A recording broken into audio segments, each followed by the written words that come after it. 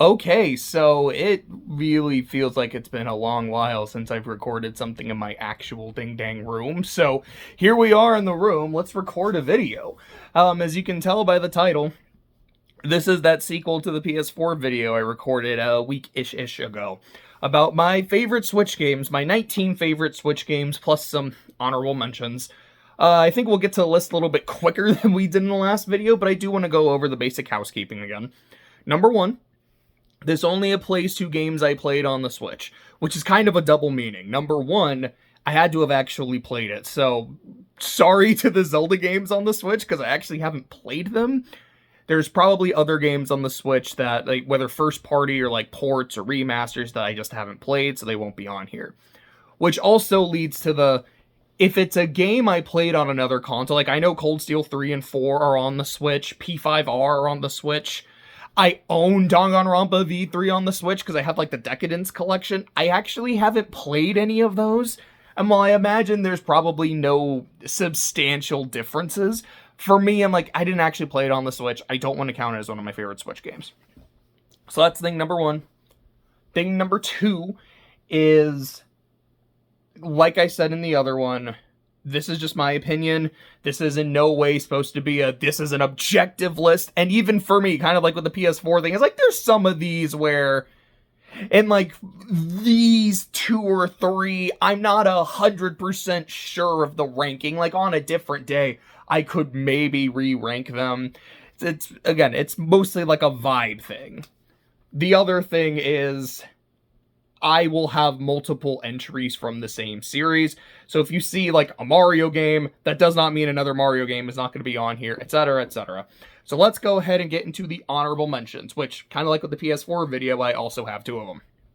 The honorable mentions are for games I did not actually play, but I have watched someone play, or like I know a lot about the game, and even though I haven't played it, it's something I'm really fond of.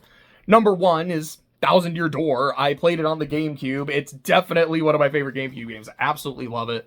And I watched Clay play through the first couple chapters again, and it just felt nice. I was like, man, I miss this. Because I'd been meaning to replay Thousand Year Door for quite a while. Like, I felt, I was like, I miss it. I kind of have that itch to replay it, and it feels like a month or so later, the remake got announced. So I was really excited to get it, but I'm like, well, now I'm going to be studying, so I shouldn't be getting a new game right now.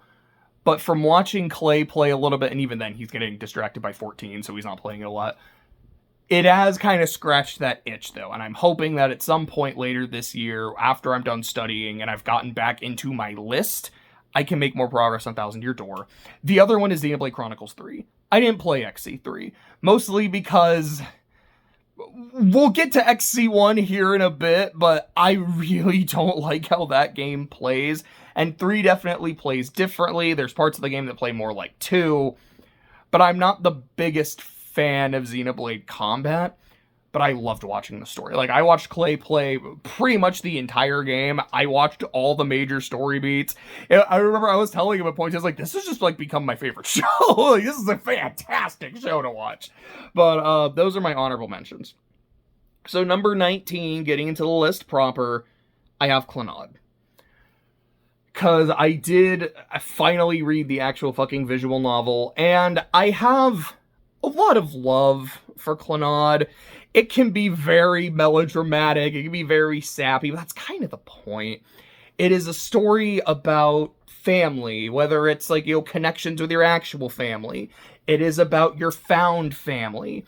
It is about getting in touch with your setting and your town and finding the things about it that you actually really like. It's about personal growth. There's a lot of things for me that I really love about it, and there's definitely scenes that fuck me up. Like when I got to the daddy's arm scene of the VN, it's like what happens anytime I watch it in the anime. I was fucking crying. I think I remember reading quite a bit of it while watching the playoffs. So I was like, man, the Chiefs are beating the absolute shit out of the Dolphins. And I'm like crying because I just got to the daddy's RC.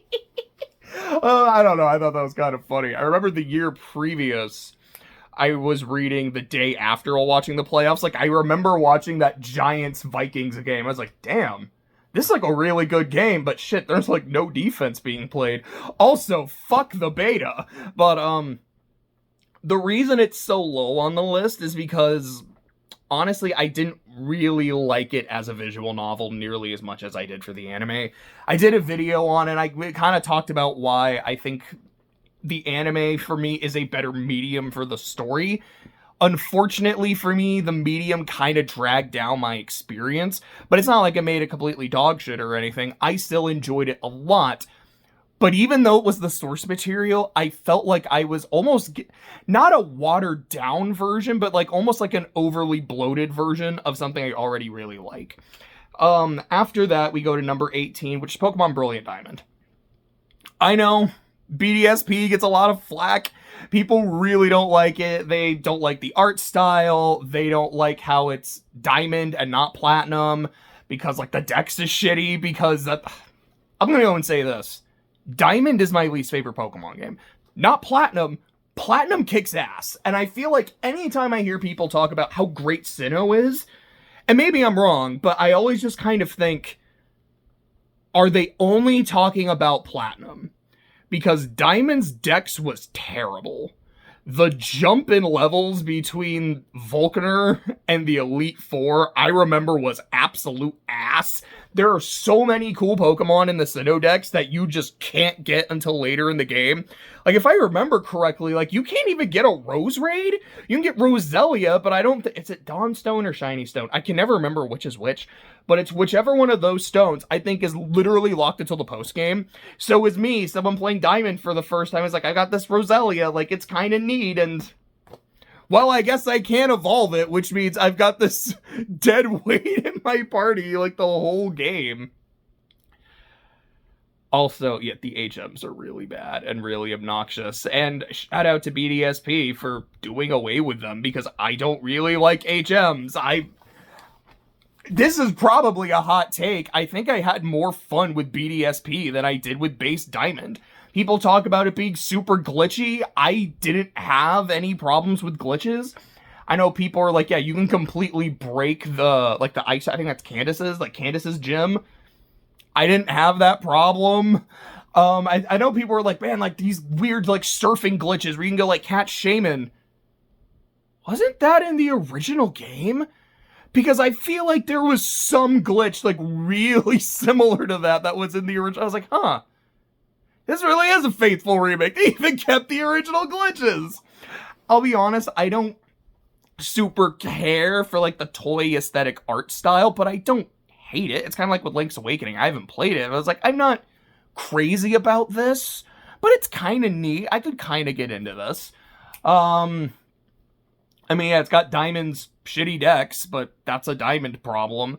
I've never been big on Team Galactic. I don't find them particularly interesting. Even Cyrus. I know Cyrus is one of those people that, or like one of those characters, I feel like people tend to really like and talk about him. Like, I don't know, he just never really did it for me. He just kind of an asshole. I think another reason I actually really like BDSP is because of how much fun the end game is. Like, for me, the first, like, 3 gyms were really fun. Then it kind of does that Johto thing where it's like, here's the gym you're kind of supposed to do, but if you want to do these others, go for it, and their levels reflect that. The levels are all about the same, so like, oh, it's not like the game was super hard, but I felt like, alright, like, they feel kind of balanced in terms of their levels, and now they're just not. And then there's that whole, like, chunk in the middle of the game where you're just dealing with Team Galactic, and I felt like the pacing and my enjoyment really slowed down, which is why it's so low on the list. But then when it was time for the Elite Four, and they've all got, like, items, strategies, and shit, I was like, wait a second. This is really, really fun.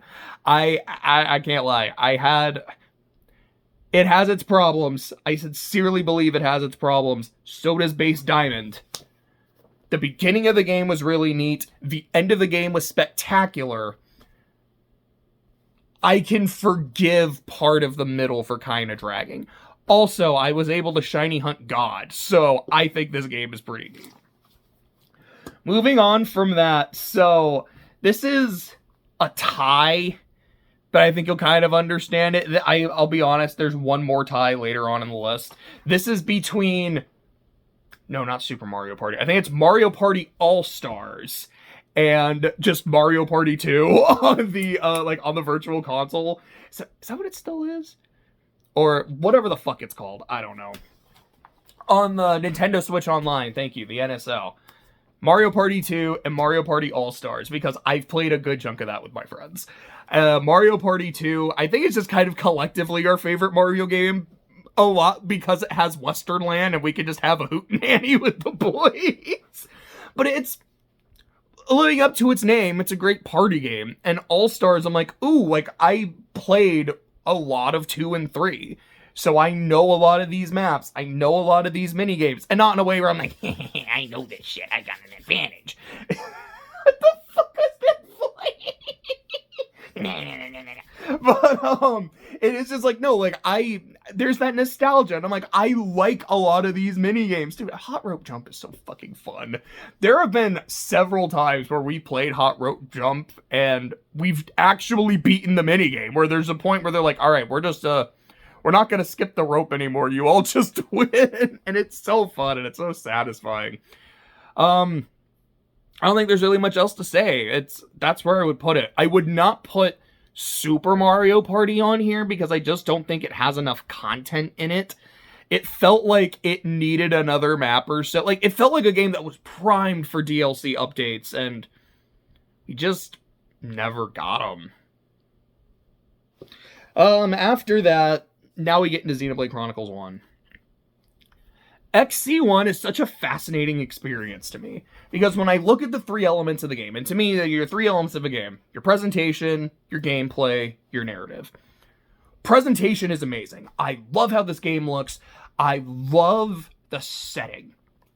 And not just the story implications of the setting, but like the idea that I think a lot of the areas look really cool and are very pretty and are very vibrant, and like, oh yeah, you're just on the back of a giant dude. Like, it's not the turtle. It's not the turtle of enormous girth anymore. It's just the fucking big ass dude. Like, I don't know. I think that's really neat. And it's cool to actually climb this dude. Then you go onto the Mechonis. I'm like, how do you get over there? Well, the Bionis' sword is in the Mechonis, so you gotta go onto his sword. Like, that's so fucking cool. Do I have to say anything about the music?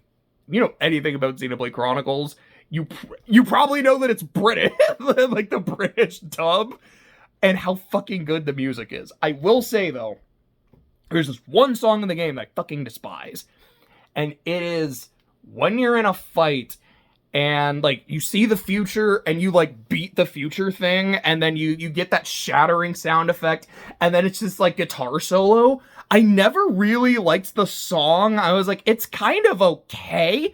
Why I hate it is it will like supplant whatever is playing. So if you were playing like You Will Know Our Names, and you know, like it's building it,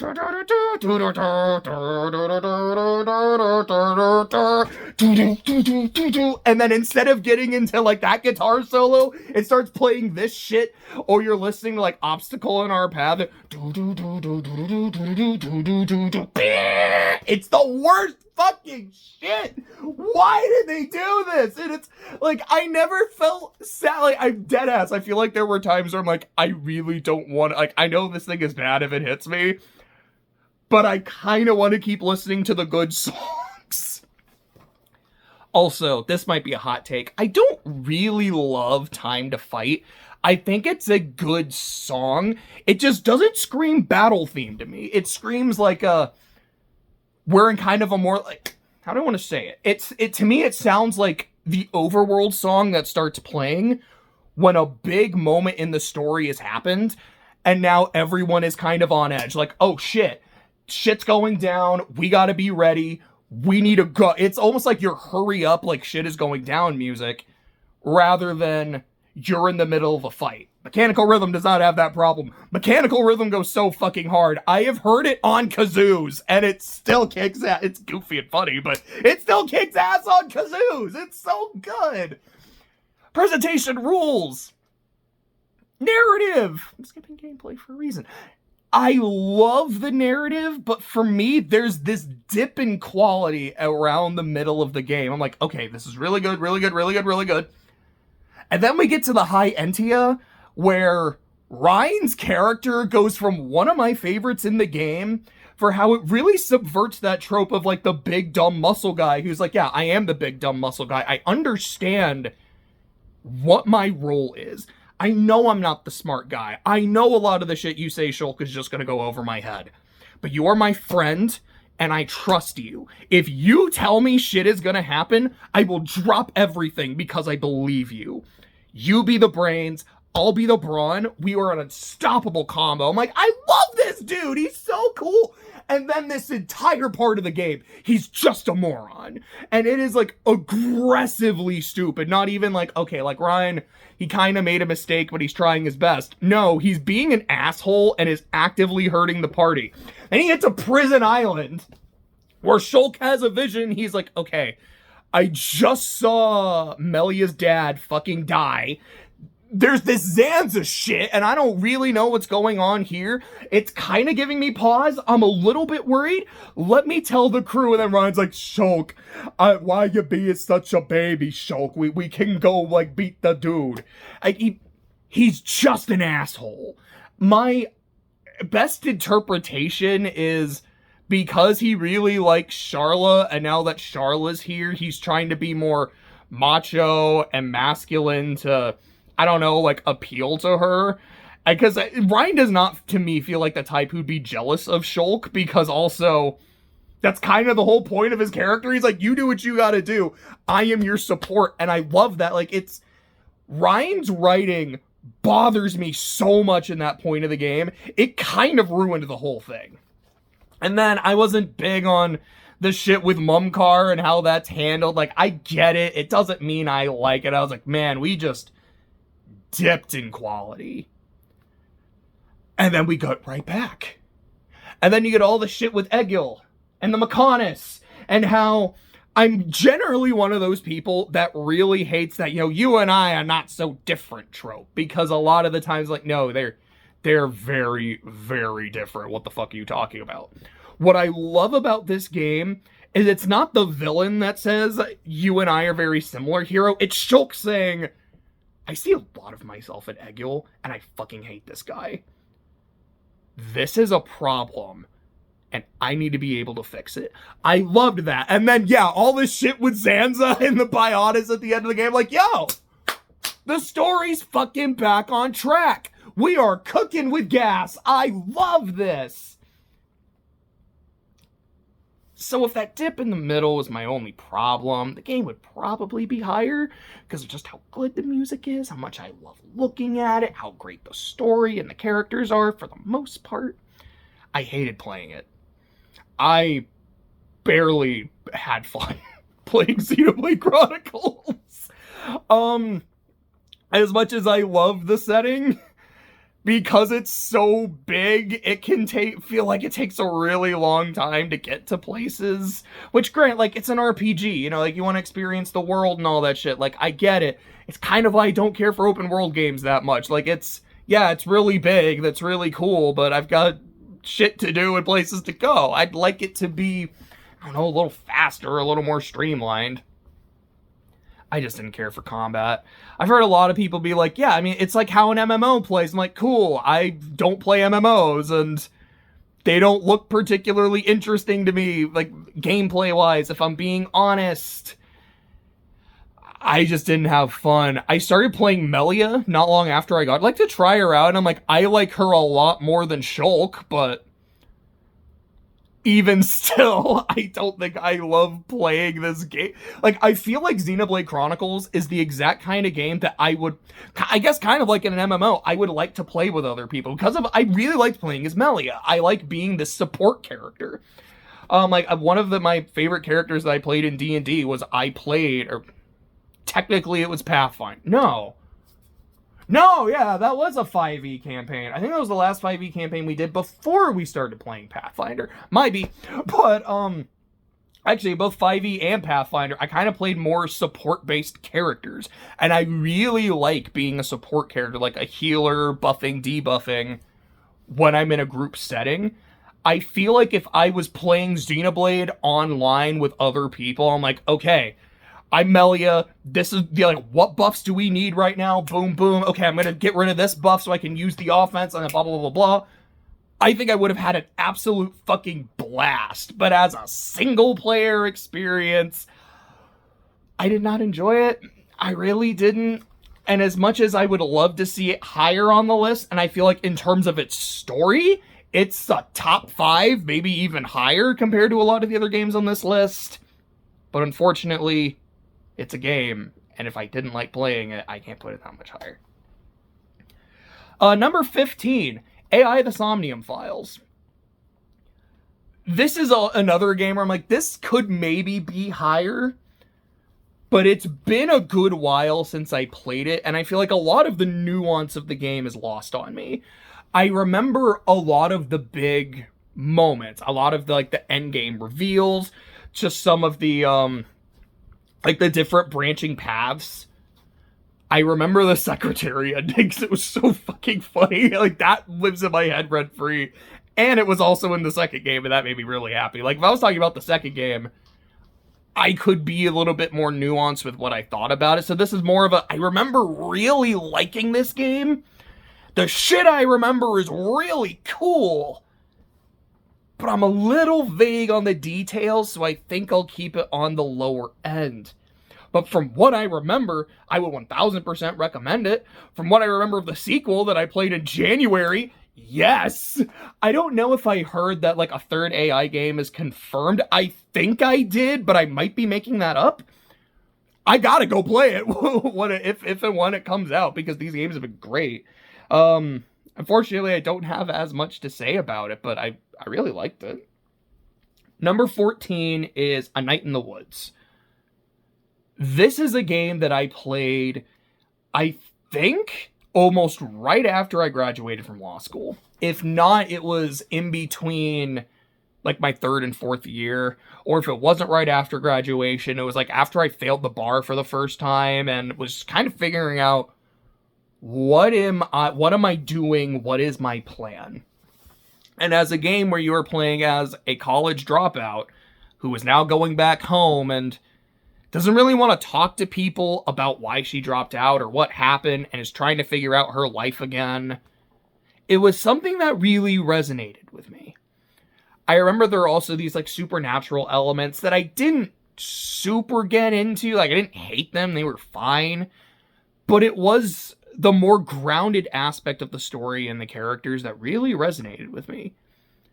Also, there's this one meme where I can't remember the characters' names. I don't remember the name of the dog guy. But there's a meme that just has like Goku's dialogue where he's like, this is a Super Saiyan. And this, and he starts like tapping like a little bit more aggressively, is an Ascended Saiyan. And this is to go even further beyond. It had me rolling. That shit is so funny. And I remember watching that meme and going like, yeah, that actually feels in character too. I really like Night in the Woods. After that, at number 13 is Super Mario Wonder, which feels so criminally low for how good that game was, how much fun I had with it. You know, this is a game that I predominantly played with my friends, and so it has that really, like, nice, cozy feeling to it. It's a game that I did, like, basically everything. I didn't, like, 100% it, like, all right, make sure I get every purple coin. It was like, oh, I did all the levels, did all, like, the extra challenge shit at the end, and how much fun I was having, and how creative the game was, and how, like, every single level fucking popped. Wow, I fucking love the Switch's library if this is only number 13. Holy shit. But, this is a game with dancing piranha plants. This is a game where you start swimming through lava at one point. This game is great. Please go play it. It deserves to be played. I feel like after so many people have talked about how Mario, specifically 2D Mario, has been very bland or almost kind of creatively bankrupt, with maybe aside from like a level here or there. Like I remember the Starry Night level in I think that was Bros U. That was really fucking cool. It's nice to see a game just go all out, balls to the wall, with pure, unadulterated creativity. And I loved it. Number 12, my beloved, Tales of Vesperia. So the thing about Vespi is I remember playing it not long after I finished Final Fantasy VII. It was like a couple months or so. And I remember almost my entire time with the game, I was like, this is not one-to-one. Like, Yuri Lowell and Cloud Strife are very different characters. I like them both a lot, by the way. But I'm like, they're very different characters. So much of this game feels familiar. You've got this whole thing about, saving the environment and, like, this, like, the material that we're using comes from the environment and blah, blah, blah. Like, anytime they use the word Blastia, my brain just interpreted it as materia, and it made perfect sense. I think there were a few times where I was like, okay, just pretend they're saying materia, and the conversations made more sense. You're not really playing as eco-terrorists, so that doesn't quite go. There's this ancient race of people that I believe are... Okay, so in 7, they're the Ancients. Here, what are they called? Like the Cridians or some shit? That have, like, the elf ears. And I'm like, okay, this is very familiar. Duke is just Sephiroth. Like, just looking at him, this tall, pale, long white hair, big-ass sword, all about the environment and shit. I'm like, okay, Sephiroth. Estelle very much feels like Aerith, or Aerith. Either way, she's both. The big problem I have with Vesperia, though, is unlike with 7, it doesn't go all the way. Is they really play up how Estelle is the healer of the group, like how Aerith is, about how gentle and frail she is, which, to be fair, is not Aerith's character. She is my favorite character in Final Fantasy VII, because that's what I was led to believe, that she was just like the very motherly, nice character. And I'm like, dude, she's so fucking funny. Like, she's just trolling everybody all the time. This character is goated. But Estelle is, the way she's written is like what people falsely remember Aerith to be. And there's all these moments of build-up and foreshadowing where she's like, hey, Yuri, if anything ever happens, like, if I were to go crazy, like, could you kill me? Or it's like, hey, Yuri, you're like a fucking thug who murders people. Badass, don't get me wrong, but, like, if something like that happened with me and, like, I became a terrible person, would you do that to me? And there's a part in the game where, spoilers, sorry, where Estelle gets, like, brainwashed and they have to fight her, and Yuri fights her one-on-one, and she's, like, begging Yuri, please kill me so you can save the world. I'm like, okay, this is its Final Fantasy VII moment. It's actually going even further because Cloud didn't kill her even when he was brainwashed during, like, the whole... Was that the huge materia? Or is the huge materia after? Maybe this is the black materia. I don't quite remember. But it's when you're in, like, the temple.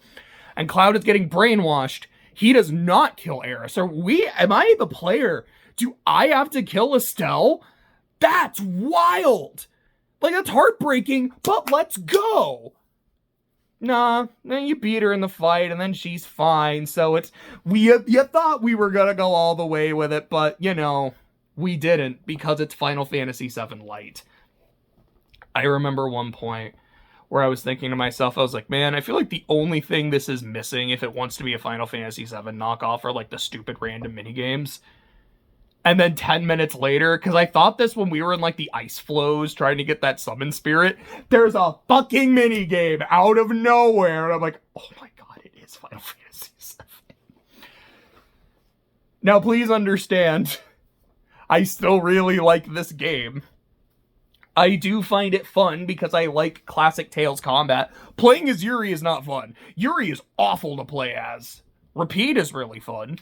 Like, playing as Repeat and then just micromanaging Rita and her spells was incredibly fun to me and incredibly satisfying. The story's kind of a mess. And it feels very, very unfocused. Like, I look at something like Symphonia. A lot happens in Symphonia, and sometimes there are plot lines that get dropped, like the Pope being an asshole. Like, you can finish it, but it's a side quest. But it still feels focused. I don't really like the second half, or like second third of Tales of Arise and what it does with its plot, but it still feels focused. Like, here's what we're doing in the first half, here's what we're doing in the second half. Vesperia's, I don't know, man. It's like it's got like ADD or some shit. Like, we're doing this, then we're doing this, then we're doing this, and then, all right, we beat the final boss and the main antagonist. We're only 2/3 of the way through the game. What the fuck? So yeah, when you fight Duke as the final boss, it's not even like, oh man, like, we gotta stop him. Like, it's this crazy thing. It's like, oh yeah, he's the final boss, I guess. You know, the more I talk about it, I'm like, should the game even be this high? But it should be, because I still liked it. As much as I thought the story was messy, I liked the characters a lot. I loved their interactions. I loved the skit.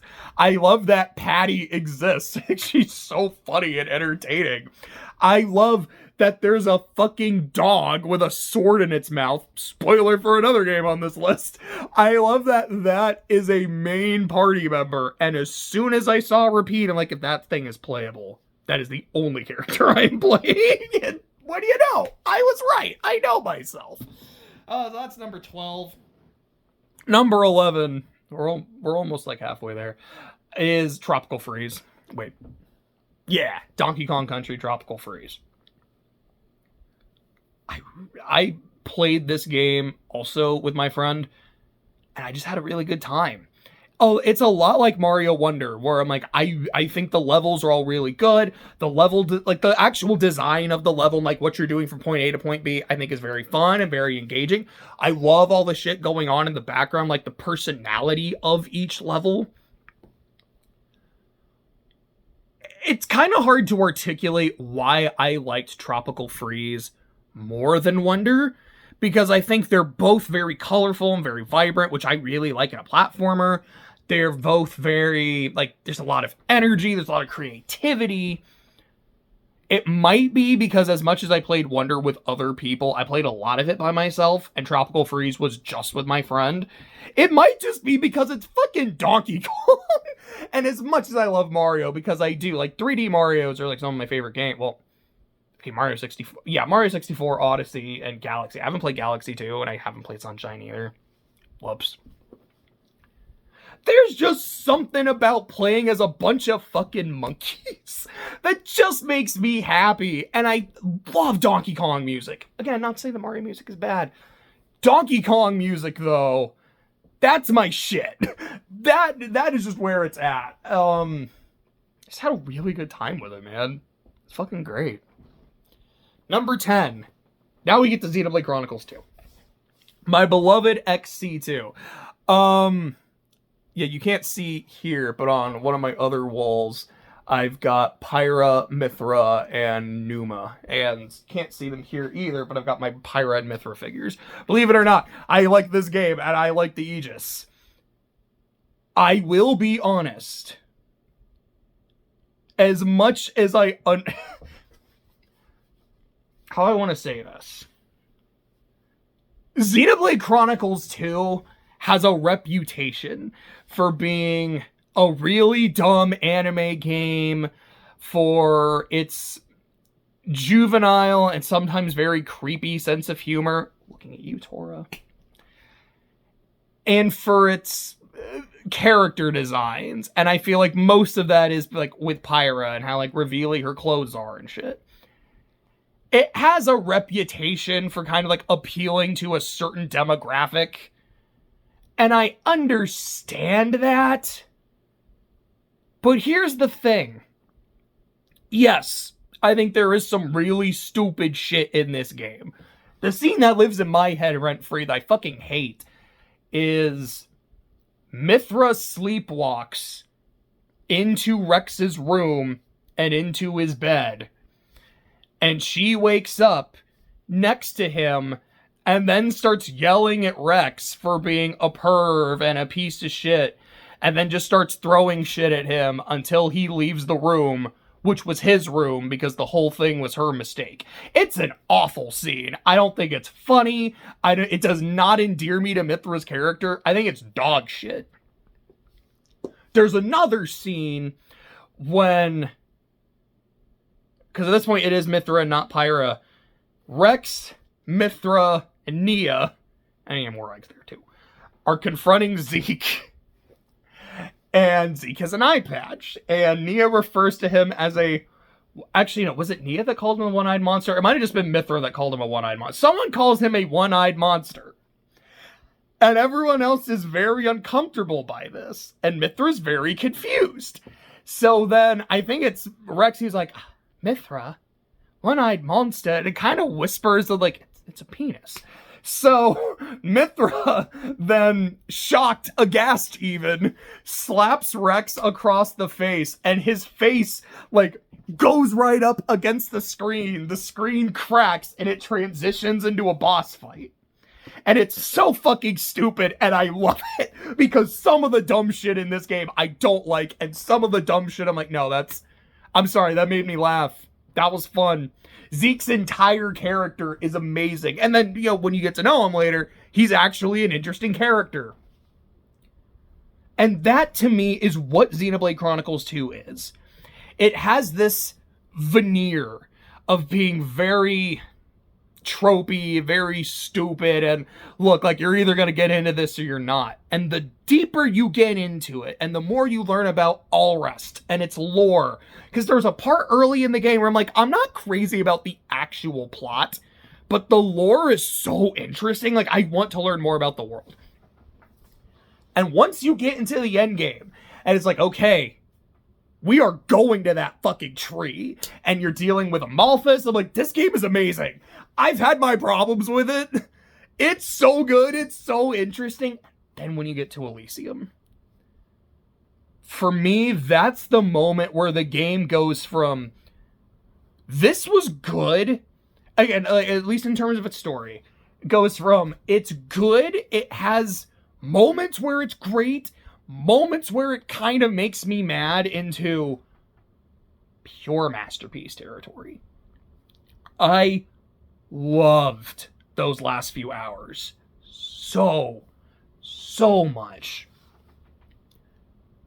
Aegis is my favorite character in the game. I'm kind of go back and forth, and if I like them overall more than Shulk. The idea of, I am one of the most powerful beings in the world. And I have seen firsthand what my power can do, both for good and for bad. So I have sealed myself away so that no one will ever find me. But here's the thing. Humans, for better or for worse, are tenacious motherfuckers. It does not matter where I throw myself. They will find me if they really want to. So here's what's going to happen. If they do find me, I am going to seal my personality and my power away and make a new personality. One that's a lot weaker, a lot meeker, a lot more kind-hearted, so that even when they find me, they won't find me. I find that so interesting. And how, even though Pyra is a part of Mithra, and kind of not the other way around, they are still distinct people. And that's super weird, but that's super interesting to me at the same time. And as soon as they come back to life and Pyra's like, okay, this is what's going on. Okay. It didn't work. They still found me.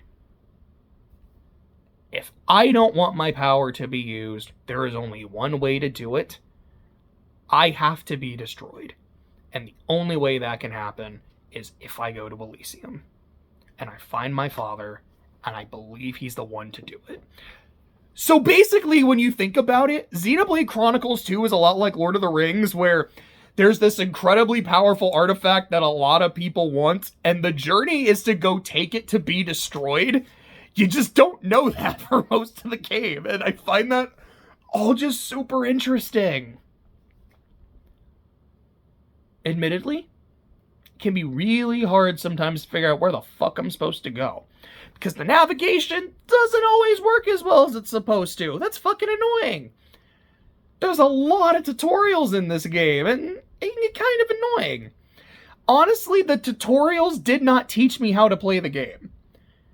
My friend did, because I told my friend that I was playing it. Also, my friend, the same guy that got me into Worms, so double shout out to Anthony. He was like, okay, this is how the game explains it. Don't do it like that. This is how you play the game. Because I was not getting into it. And then when he taught me, he's like, this is how you play Xenoblade Chronicles 2. The game went from, I sometimes am almost having fun, but I'm not sure to, nah, this is fun as fuck. I really like playing this game. So, and that's really all I gotta say about XC2. It's great. I love it. Number 9. Now we get into Pokemon again. This is the other tie. It's Pokemon Sword and Pokemon Violet. I think, like, all things being honest, I probably do like Violet a little bit more than Sword, but I feel like the margin between the two is thin enough that I could put them together, and honestly, even if I didn't put them together, it would probably just go Sword and then Violet, so I figured I'd just consolidate them. Look, I'm a simple man. I like Pokemon. I've liked Pokemon since I was a kid. Look, like, see the fucking Evolution poster? Of all the posters I have here, that was the first one I got, because Pokemon means a lot to me. I'm not wearing one of my Pikachu shirts. I'm wearing my Saint shirt, actually. Maybe I should have put it on. I didn't think about it. To me, the things I like about Sword more than Violet, I like the champion a lot. I really like Leon, and I love the Galar region. Sure, given the way the game is designed, some of these areas, like going into the mine or the, what was it called, like the Glimwood Tangle? No, okay, because there's the, like, balloon forest thing right before the fairy gym, and then there's the Misty Woods. I think one of them is Glimwood Tangle. The other one, I don't remember what it's called. But, like, a lot of those little areas I thought were really cool and really neat. In a different game, they probably could have been explored, like, with more depth, but it is what it is. I like the wild area isn't something I like more than Violet, because Violet's just entirely the wild area. But I do, the thing about Galar I absolutely love is I love its culture and its personality. Pokemon battling is not just like, yeah, it's something people do. It is a spectator sport. It is something that people really get into. The champion isn't just the baddest, like, trainer in the region. They are like a national icon. They are a hero. And you cheer for your hero. And, you know, Leon has all these sponsorships and shit. I'm like, this is really cool. I love this. I don't particularly like Team Yell, but the idea that, yeah, like, the villain team you're fighting throughout most of the game are just soccer hooligans. They're supporting their trainer really hard, and they're going to do anything they can to get her to win. It's kind of endearing, I can't lie. I don't know if I'd say I like the decks more overall, because I really love the Galarmons and the Paldeamons a lot, so I feel like that's kind of even. Also, I know Sword has its problems with how the game runs, with, like, all the pop-in and shit, but for me, it felt consistently playable. I can't really say that about Violet, but let me move on to Violet for a second. Sword's story fucking sucks. Okay, like, I like its characters a lot. Sonya, I think, has a great arc. Hop has a great arc. Bede, it's just, I like his arc. He's just gone for a really big chunk of the story, and Marnie is barely there. The idea of Marnie, I think, is really interesting, but there's just not enough of her for me to really enjoy her character as much as I would have otherwise. I absolutely love Arven, absolutely love Penny. Nemona's so fucking fun. Shout out to False Sweat Gaming, it's one of my favorite YouTube channels. I love how she's basically become the unofficial mascot of the channel. It genuinely makes me happy, just all the fucking thumbnails. I really like its story. I love Area Zero. The moment I stepped into Area Zero, I was like, oh, I'm playing a Xenoblade game now. Like, just the way it looks, like how much area there is to explore, especially because Miraidon isn't working, so I have to actually walk everywhere, which makes it feel so much bigger. The fact that now at the end of the game, we're really fucking with your expectations of what's going on, and the story's getting absolutely insane. It's like, dude, this is just Xenoblade at this point. And I think Monolith Soft did help develop it. I could be wrong about that. But if that's true, I'm like, nah, that makes sense. All the shit with the professor is great. It's so interesting. What else do I like more about Violet? And it's like the dexes are... Oh, I've always said that I'm not big on open worlds, and I mean that, but I've also always said the one open world game I can always get into is Pokemon. Being able to just explore a region, catch Pokemon anywhere, whatever order I want, that sounds amazing to me. That sounds lovely. And it gave me that. I think if it had Arceus's catching mechanics, it would have made it just that much better. Maybe in Gen 10? I mean, I assume we're going to get Arceus catching mechanics again when we play Pokemon Z, because it's a Legends game. I'm so excited for that, dude. I'm convinced it's going to be a launch title for the Switch too. It might be a Breath of the Wild thing where it's on the previous, which I think Twilight Princess did this as well. I don't remember if Skyward Sword did. Was Skyward Sword in the Wii U? Like, it feels like it probably was, but I could be wrong. But anyways, like how Twilight Princess was GameCube and the Wii at the same time, how Switch was Breath of the Wild was Wii U and Switch at the same time. I think we're going to get that with Pokemon Legends. It's going to be the new system seller. Or if not, maybe that's like what Prime 4 is going to be. But, I like these games a lot because I just love playing Pokemon. Pokemon is my comfort food. That is my comfort food game.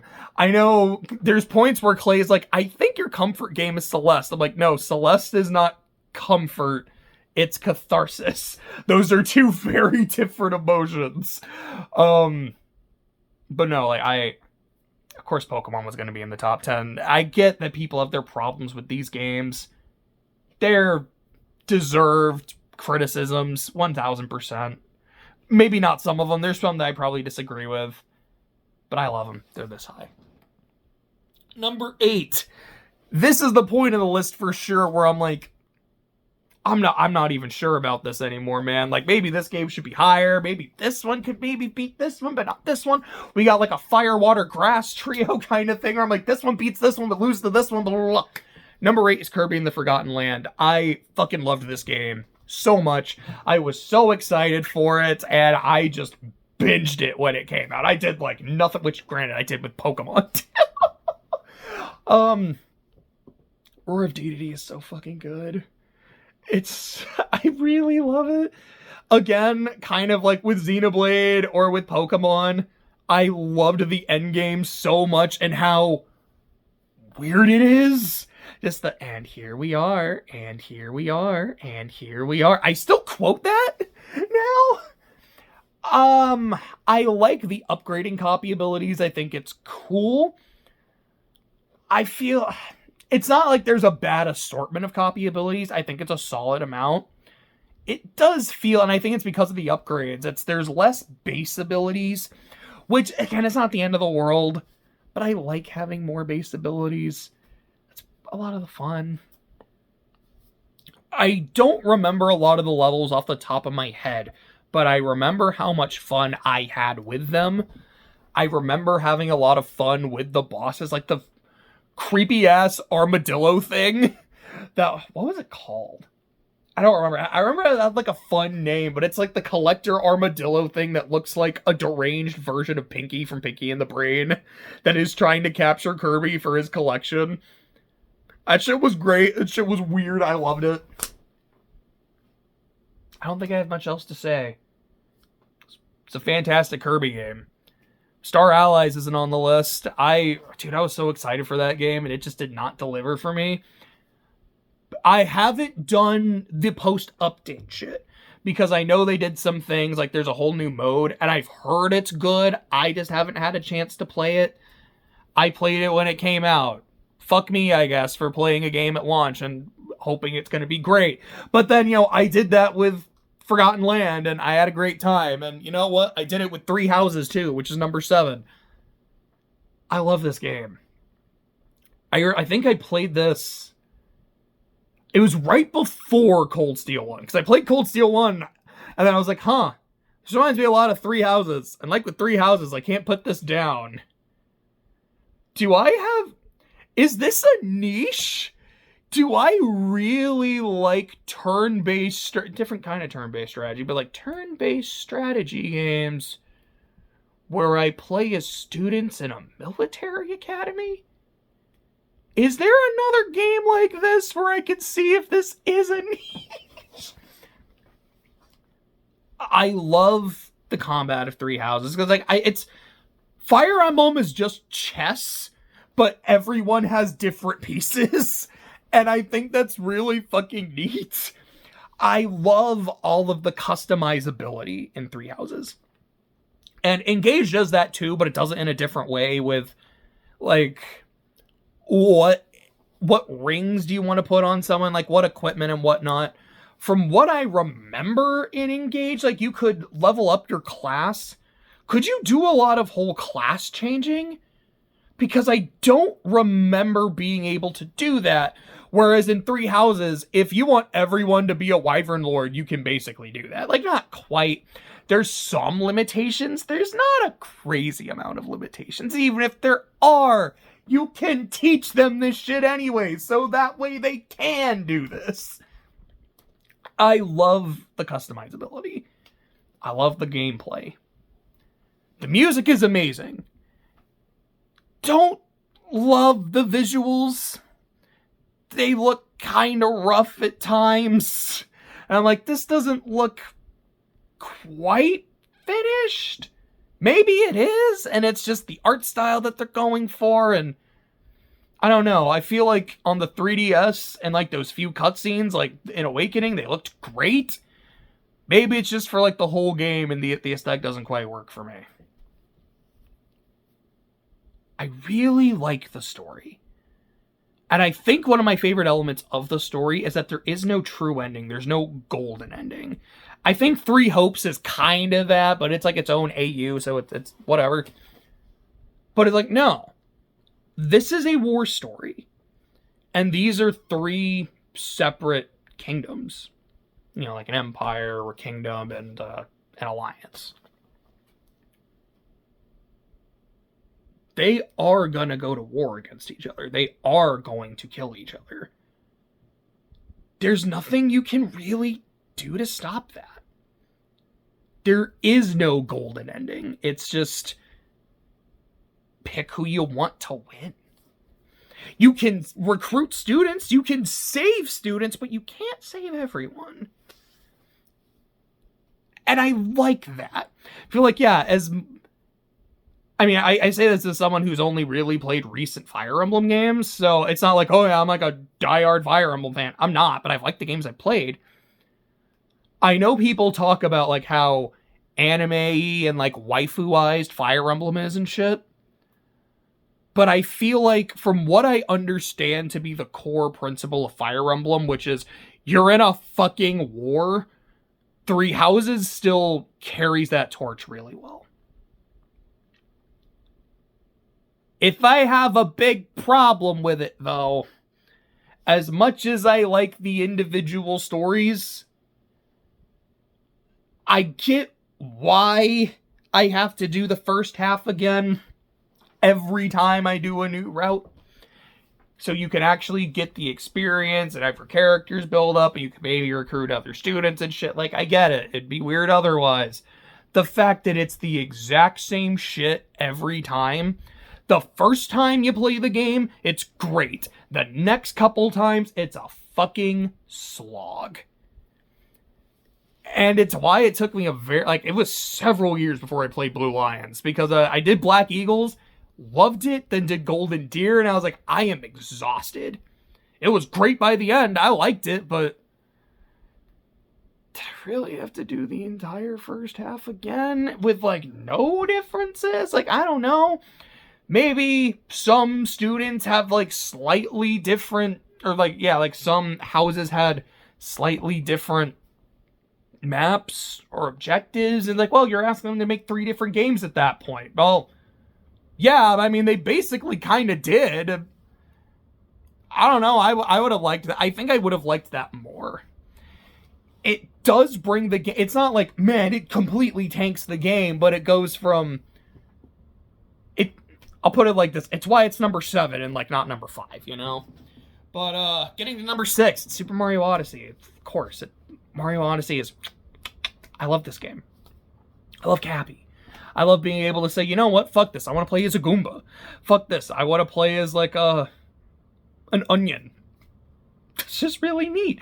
I love all the weird, crazy shit you could do, like throw Cappy, jump off Cappy, throw him again, dive into Cappy, bounce, like do a twirl. Like, it's so fun to play around in. Like, this is probably Mario's best moveset, at least from what I have played. Sunshine players, Sunshine enjoyers, they might fight me on that. I can't really judge. But I think even some of my friends who love Sunshine are like, no, like, Odyssey feels more fun in that regard. It's like the best Mario has felt since Sunshine. You get to play as a fucking T-Rex at one point. You get to play as Bowser.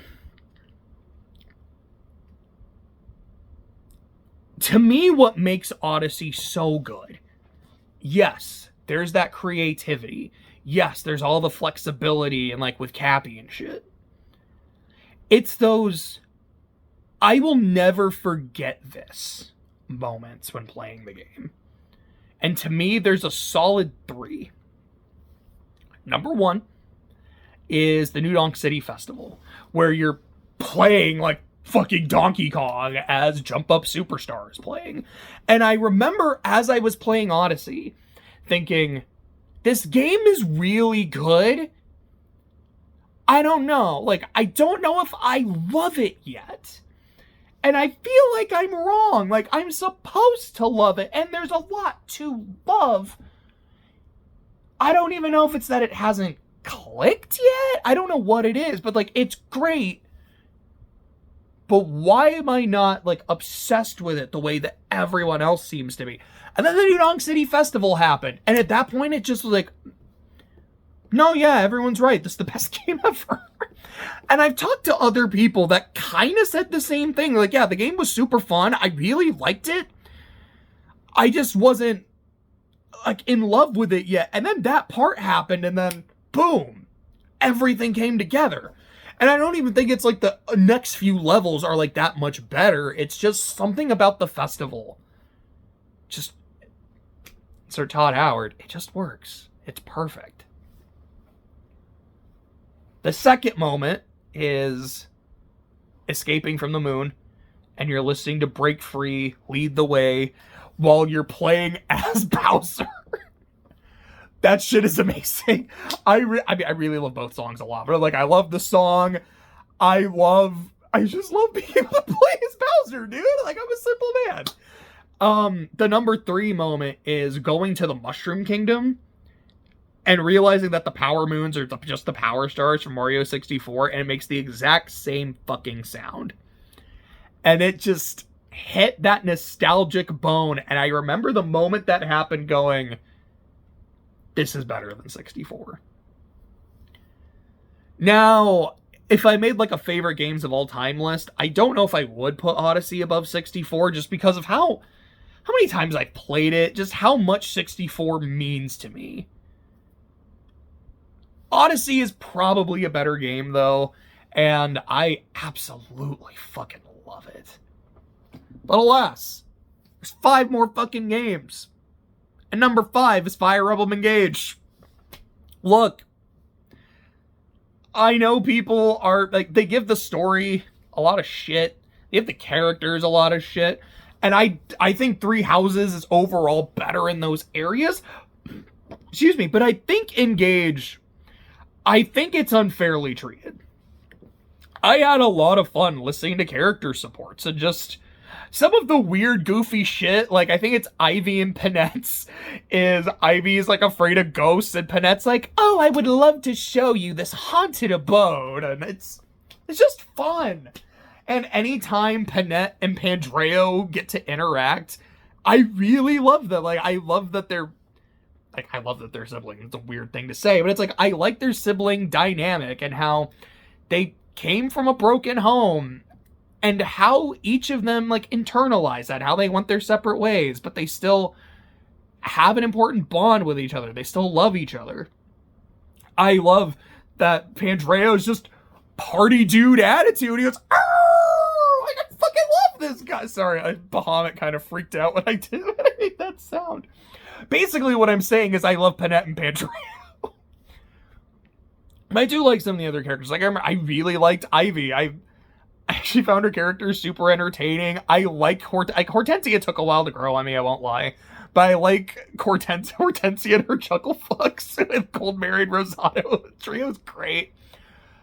I liked Celine and Chloe, but alas, they died in chapter 11. And that was really heartbreaking for me.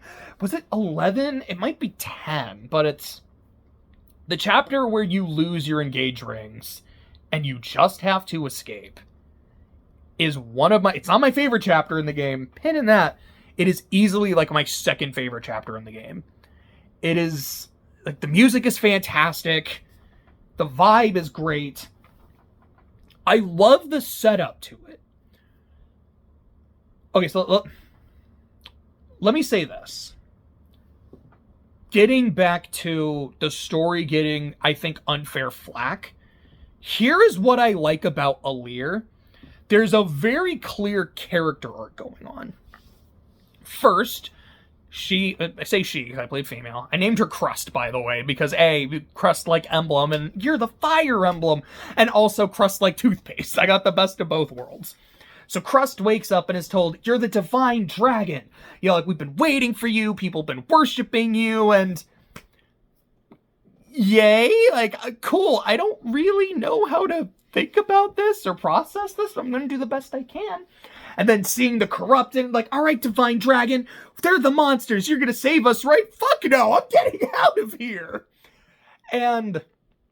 But as the story goes on, and as these early missions go on in the different countries, whose names I completely forget, Crest is gaining confidence. She doesn't just want to run when she sees the corrupted. She's like, no, I think I can win this.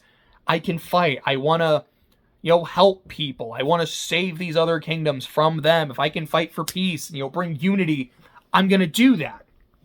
And also, getting emblems along the way and getting more confidence. Now that you got these people in your corner. You got Marth. You got Scissored.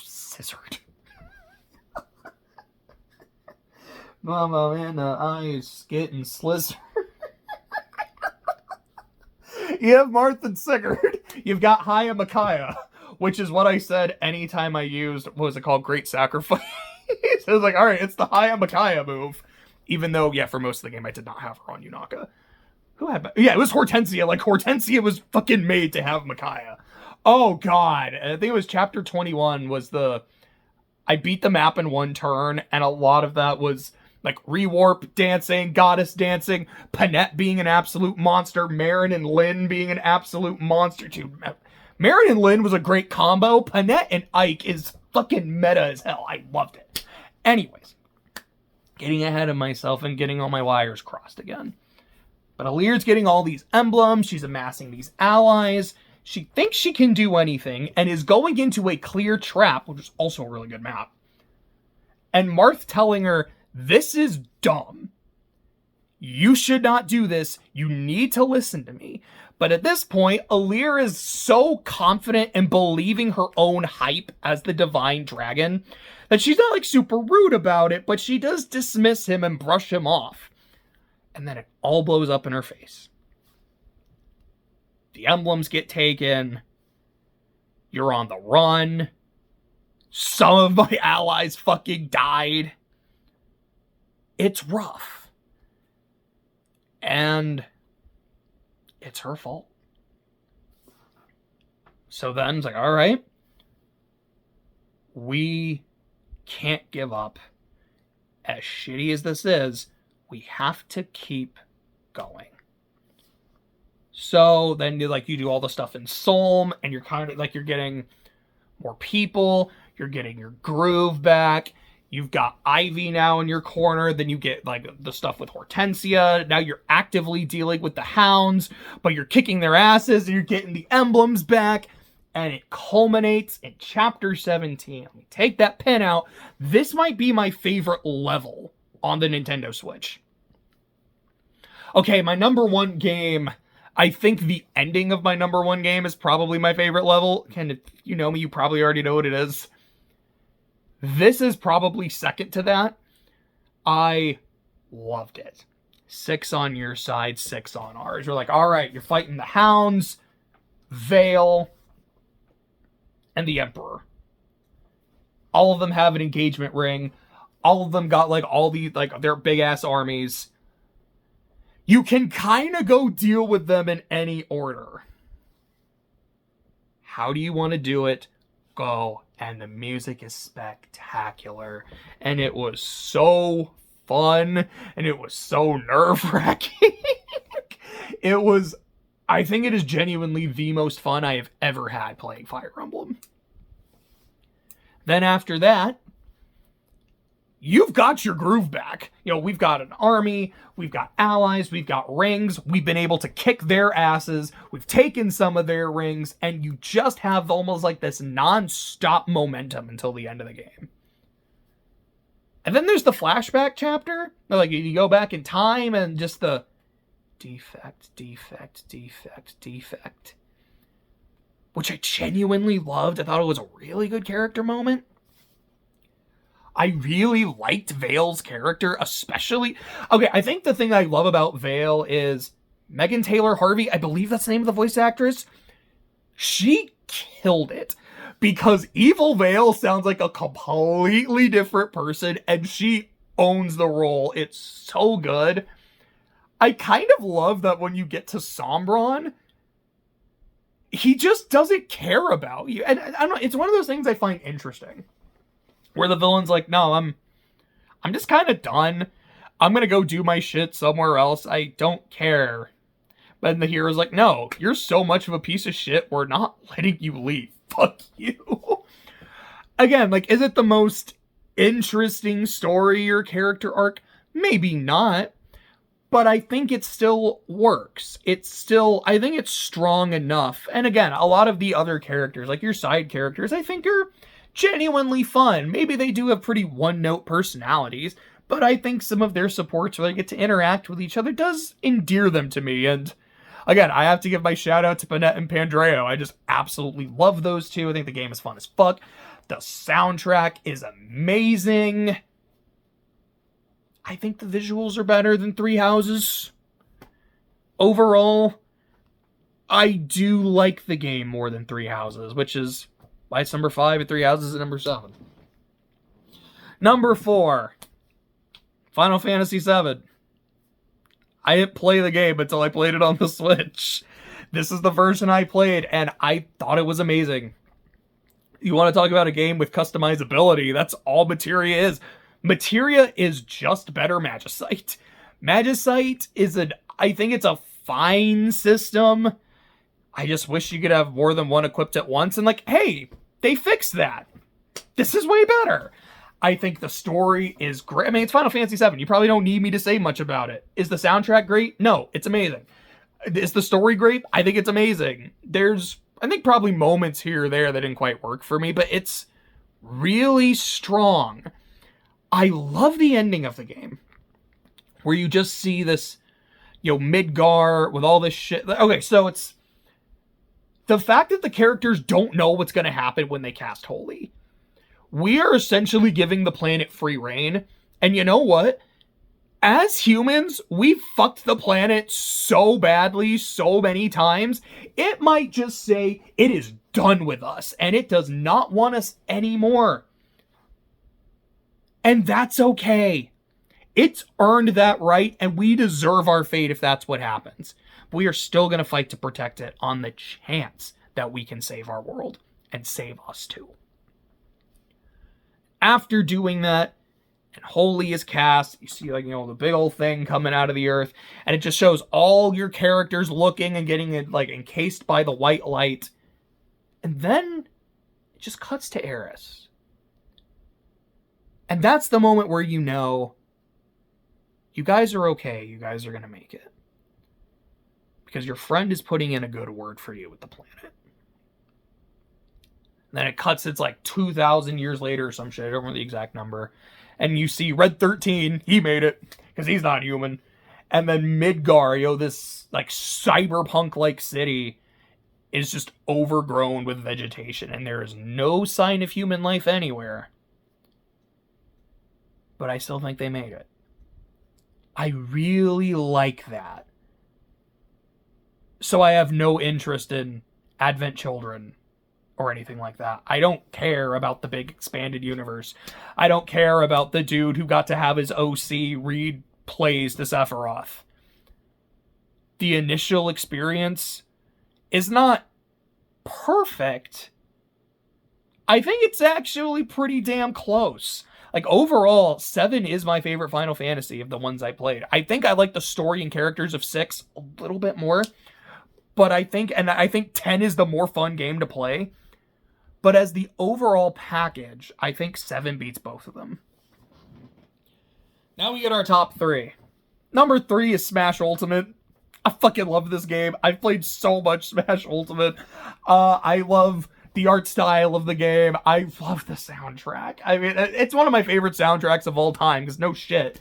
The songs are great. It's just a bunch of all-star tracks by all-star artists. And to the point where anytime, like, Clay and I have a conversation about, like, favorite game soundtracks, I'm like, Smash Ultimate's on. And he's like, that doesn't count. Like, it does, but I get it. I think the game is fun as fuck. I found this channel on Twitter recently, which is just, like, weird Smash Ultimate interactions. I don't know what it's called, or else I'd shout it out, but it's so fucking weird. It's so funny.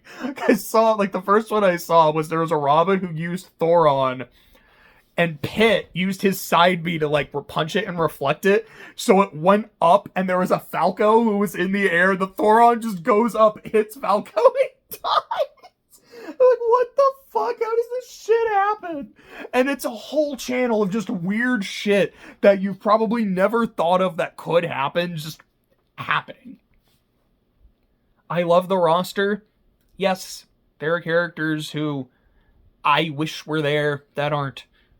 Waluigi would have been fun. I really wanted Reimu because I wanted Toho music in this game.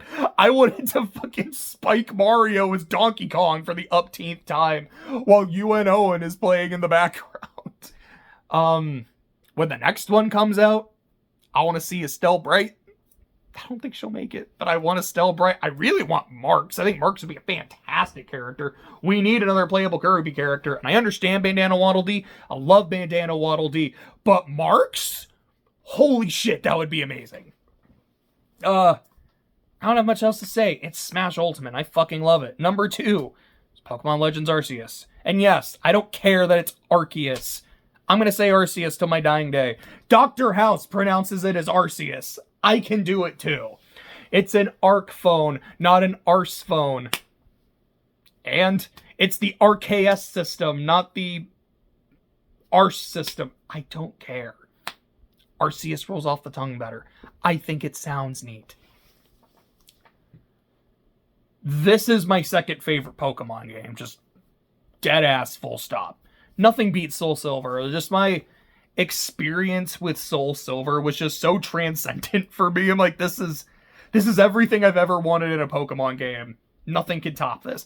The only thing that could top it would be like a full 3D open world, go catch whatever the fuck you want. And Violet doesn't top it, but Arceus came close. This is the Pokemon game I've been dreaming about since I was a kid. Since I was playing Pokemon Red, I was like, I wish I could just see Pokemon in an environment and I can just catch them. And it gave it to me. I remember the day it came out and I got my copy, I played it for 13 hours, which is insane. The next day, I also played it for 13 hours, which is insane, because I could not put it down. Even more than other Pokemon games. Like, I played the shit out of Sword, played the shit out of Violet. I didn't put Arceus numbers into, like, maybe afterwards, like doing shiny hunting and shit, but I didn't put in Arceus numbers.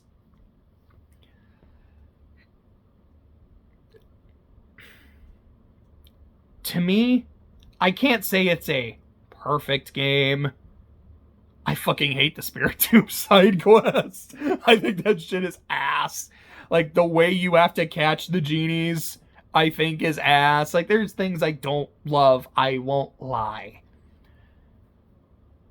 It's a perfect Pokemon experience because it's the one I've always wanted, and it didn't disappoint. It was like, oh, you know, this is what you wanted, but you don't really know what you want kind of shit. Like a 90s rom-com. This was amazing. And I'm so excited for the next one. I can't wait to see what weird megas we get. I can't wait to see Colossian forms. There's a part of my brain that goes, how weird is this going to get? Like, are we going to get Colossian forms and megas? Are megas just kind of a Colossian form?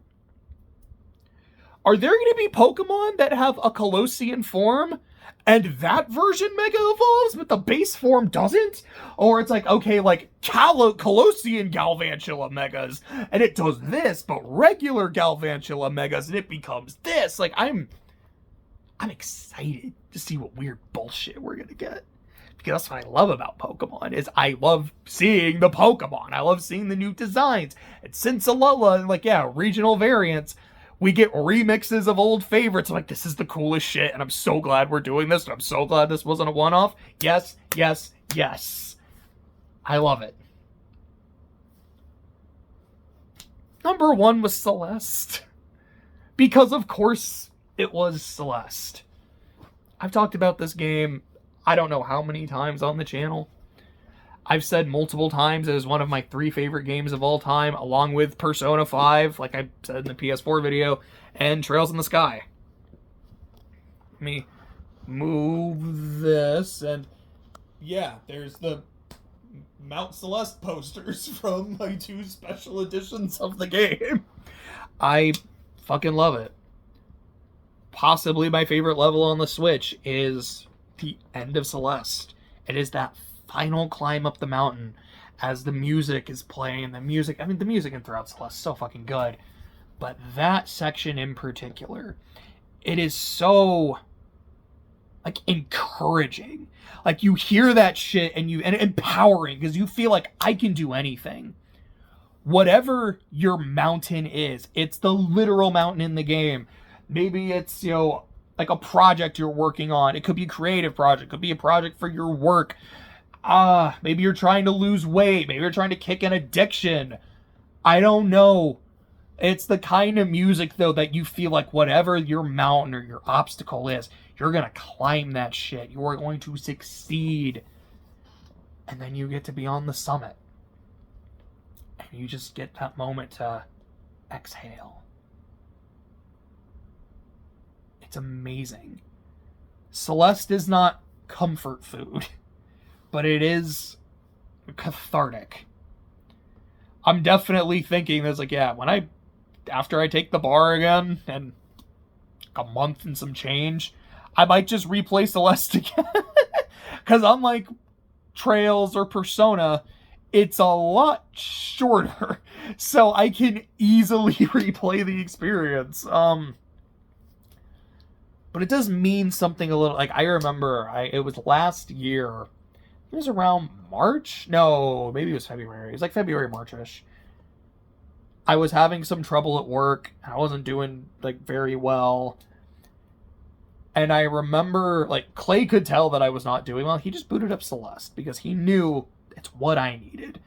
And, like, he didn't even say anything. He was just playing it. And I was like, yeah, that is why I need to pass them sticks real quick. And so we just played through Celeste, like, not in one sitting.